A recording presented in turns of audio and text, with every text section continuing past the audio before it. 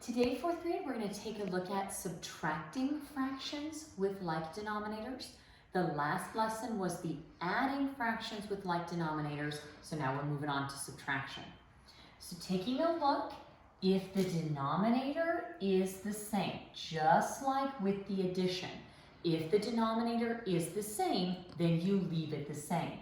You're not changing the number of pieces that you have. The only thing we're changing with this one is that we're taking away, we're subtracting instead of adding, instead of putting together. So I'm starting off with 9 of them shaded. I'm going to take 2 of them away, so that leaves me 7 left.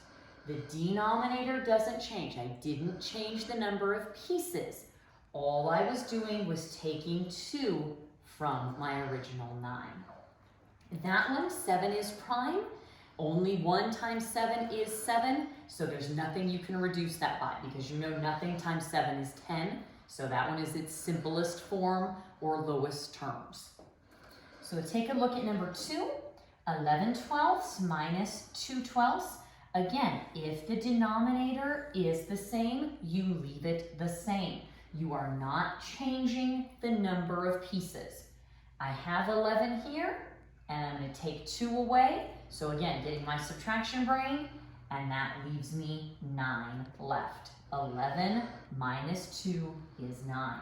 Now, with this one, 9 and 12, you should be looking at that going, oh, wait a minute, I know these guys can factor out. So if we're thinking, what times what is 9? What times what is 12? Remember, these are the factors. When we reduce a fraction, we need to be thinking of the factors. So the factors, we have 3 times 3 is 9.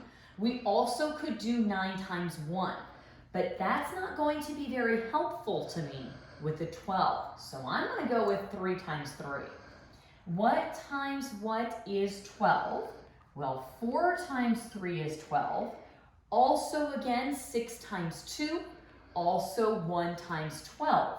But if I know my 9, that's the one that I was thinking of because of this 3. I'm kind of trying to match it with the 9. So 3 is my greatest common factor. Remember, we talked about this. You saw this in a previous video, GCF, or greatest common factor. The biggest number I can multiply by to get these 2 numbers that I'm looking at. So 9 divided by 3 and 12 divided by 3, because with a fraction, if you do it to the top, you do it to the bottom. It has to be the same. 9 divided by 3 is 3, or 3 times 3 is 9. 12 divided by 3 is 4, or 4 times 3 is 12. So my reduced fraction is 3/4. So remember that when we're looking, you can multiply the opposite way and do the division, okay?